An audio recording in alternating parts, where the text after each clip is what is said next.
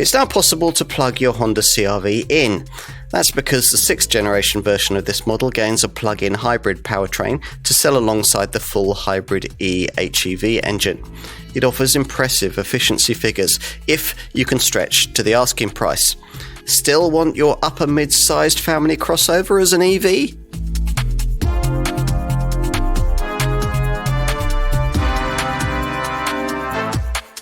Unsurprisingly, the core version of this 6th generation CR-V is an e:HEV full hybrid, but new for this improved design is the option of the plug-in hybrid powertrain we're looking at here. This allows this Honda to better match its arch rival Toyota, although this top CR-V has been priced to match comparable versions of that conglomerate's posh Lexus NX, rather than its more usual sparring partner, the Toyota RAV4. Both those rival models offer considerably more power though than a CR-V e:PHEV and cost less. Can the intelligent design of this Mark VI CR-V compensate? And would you want to pay the premium style prices that Honda wants to ask for this car if it did?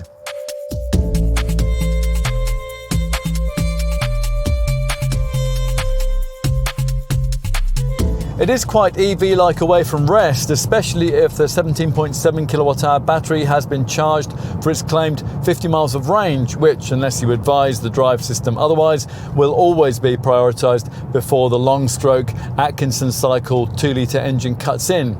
As with the e:HEV hybrid model, there's a 2-motor hybrid system with a 2-speed automatic transmission and an output of 181 bhp. But unlike the e:HEV system, this only drives the front wheels. As with all CR-Vs, there are 4 main drive modes: Snow, Econ, Normal and Sport. The latter adds what Honda hopes is a sporty buzz to proceedings. This PHEV variant adds 2 further drive mode settings, EV and Tow. The latter reflects the fact that you'd need the plug-in hybrid with its 1,500 kilo brake towing weight, that's double that of the e:HEV, if you were to pull along anything with this car. There's a pleasingly big car feel to Progress with both models, and that's aided by the frequently selective dampers and perhaps by this model line's ever-increasing weight, nearly 2 tons in the PHEV model. It's the usual story with cars of this kind these days: lots of eco fanfare, but also lots of contradictory heavy weight to counter it. Honda uses words like exhilarating and sports car when it comes to the handling of this SUV, and we're not entirely sure why, because as ever with this model line, the handling of this CR-V has been engineered to lower the heart rate rather than to raise it. It doesn't feel in the least bit sporty, nor should it. The steering wheel paddles, there to alter brake regeneration settings rather than gear ratios, and you'll find the steering about as communicative as a Trappist monk if you're looking for detailed feedback from the wheels. You will also have to manage things when it comes to bursts of speed needed for overtaking.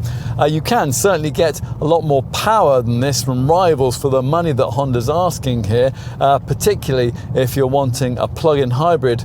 A cheaper Toyota RAV4 plug-in has 121 brake horsepower more than the PHEV version of this Honda, as does a more comparable Lexus NX 450h Plus. You won't particularly notice that deficit at low speeds thanks to a 6.5% increase in pulling power over the old model to 335 Newton meters, and the torque electric motor, 62 miles an hour, takes around 9.5 seconds in both variants. But the powertrain does rather run out of puff over 50 miles an hour, and you'll need to rouse the combustion engine to progress with any real urgency, at which point refinement does start to suffer. Fortunately, the racket's now more contained than it was with the previous generation model, and that's thanks to engine vibration insulation and a more rigid crankshaft. But there are dynamic positives too, and for a typical CR-V owner, they'll probably be more significant. As long as you control yourself with the throttle pedal, refinement is excellent, and the various power sources blend in and out very unobtrusively. The mixture between friction and regenerative braking is expertly judged.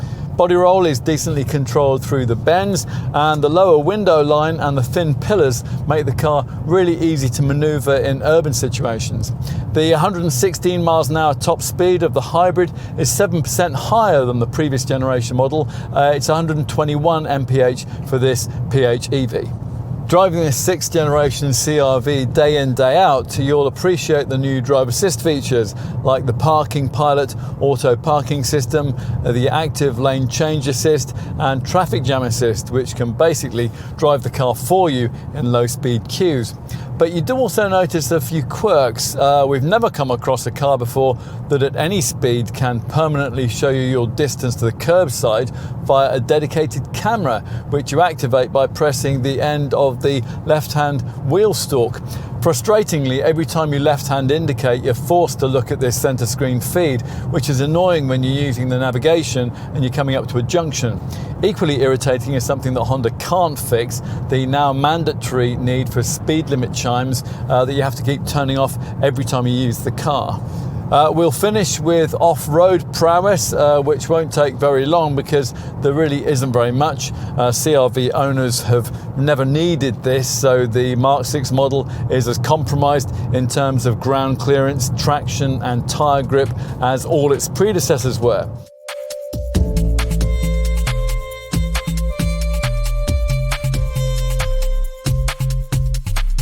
Apart from different badging and the extra charging flap over the passenger side front wheel arch, there are no visual differences over the eHEV model. This 6th generation CR-V has what Honda calls a stronger, more aggressive presence. Its looks are apparently inspired by US market products like the Ridgeline pickup and the Passport SUV. Certainly bigger in every dimension than its predecessor, 80mm longer, 10mm wider. Most of the bigger visual differences with this 6th generation model lie at the front, where narrower LED headlights flow into a complex piano black mesh trimmed grille, which gets wider, more hexagonal shaping with this ePHEV model. So, time to take a look inside. Do the premium aspirations on show here extend to the cabin? You might not think so. It's very much like a Civic in here, with a low set dashboard offering a clean, uncluttered look and a full width air vent with toggle controllers. Look a bit closer though, and if you don't really prioritise elegantly trimmed soft touch stitched surfaces or trendy avant-garde design, you might conceivably find plenty to like. As usual in a Honda, the ergonomics are difficult to fault, with everything falling perfectly to hand. Unlike in the ZR-V, this isn't an SUV that sits you unusually low. There's a much more commanding driving position, and one that also feels naturally comfortable, helped by the adoption of the brand's body stabilising front seats. These screens are just as you'll find on a Civic, starting with a 10.2-inch digital instrument cluster that you view through this 3-spoke steering wheel. This is loaded with proper buttons. As usual in one of the brand's modern models, infotainment is taken care of by this freestanding 9-inch Honda Connect central screen. It's a big step forward from previous generation central Honda monitors, but its graphics still look a bit outdated. All-round visibility is fine, and there's a decent amount of space to put things in. Arguably though, the more significant changes lie further back. Now, the previous generation model was launched with a 7-seat third row option, but we won't see that this time, despite the fact that for this Mark 6 design, Honda has stretched the wheelbase by 40mm.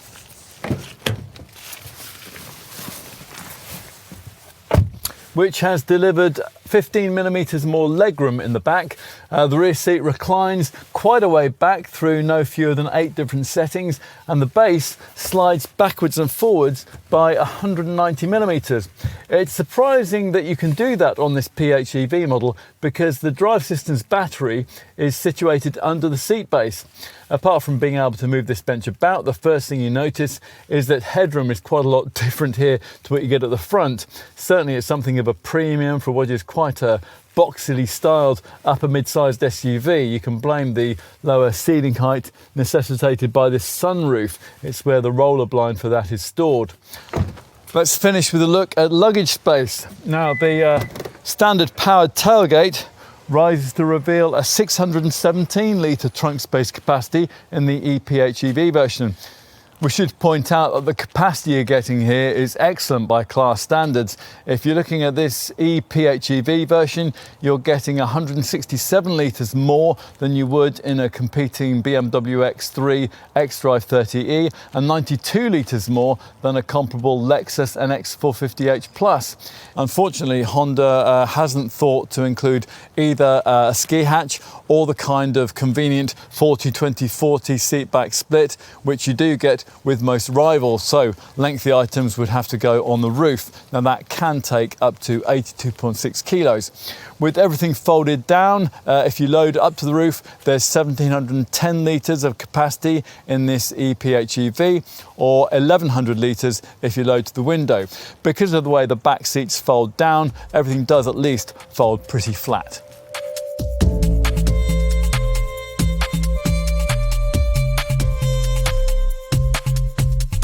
You'll need around £54,000 for this PHEV plug-in hybrid version, which only comes in a single advanced tech level of spec. That's around £5,000 more than the equivalently specified eHEV hybrid model. The PHEV asking price is around £7,000 more than a top-spec Toyota RAV4 plug-in, but it's comparable to that of a PHEV Audi Q5, and it's well below what you'd have to find for PHEV versions of the X3 and the GLC. This PHEV model's advanced tech trim level, as the name suggests, is based on advanced trim, but it further adds adaptive performance dampers, extra EV and tow driving modes, and a Berliner black painted finish for the 18-inch wheels. Plus there are front ventilated seats. And Honda doesn't make you pay extra for a 3-pin Mode 2 charging cable to go alongside the usual Mode 3 fast charging lead. This 6th generation CR-V is the brand's first European vehicle to feature the company's most advanced suite of advanced driver assistance features. The Honda Sensing 360 package, that is. This includes a 100-degree forward-facing camera, millimeter wave radar, and 4 corner radars to offer a complete 360-degree view around the vehicle.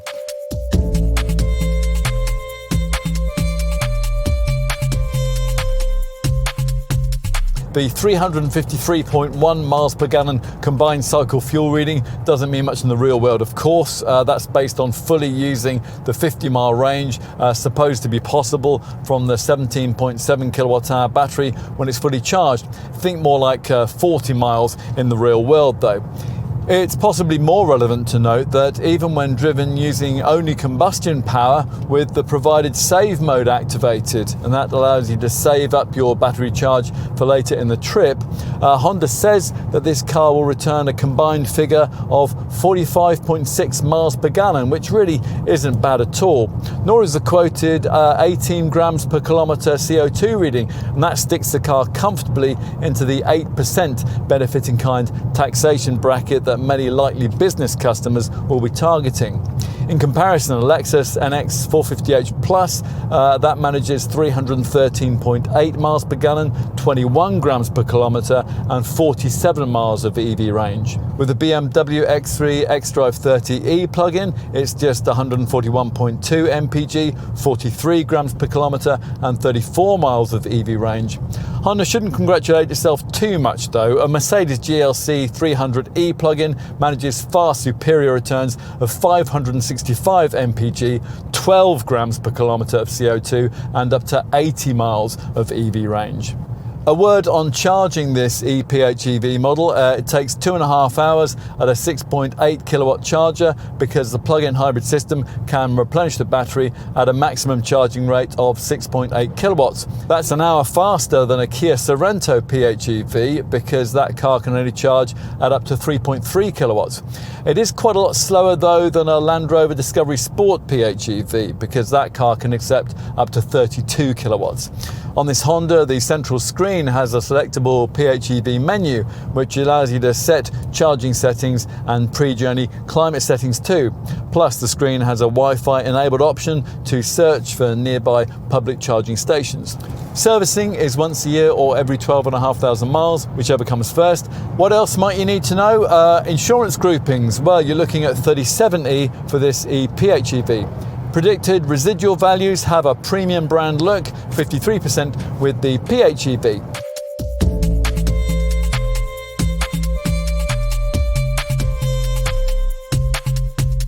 So many CR-Vs are bought by folk who previously owned one. These are people who probably stick with Honda into this 6th generation model if they can afford to. The price increase here over the previous model really is significant, especially with this ePHEV version. And that's indicative of the fact that Honda these days isn't particularly worried about selling fewer cars, as long as each one that they do sell is more profitable.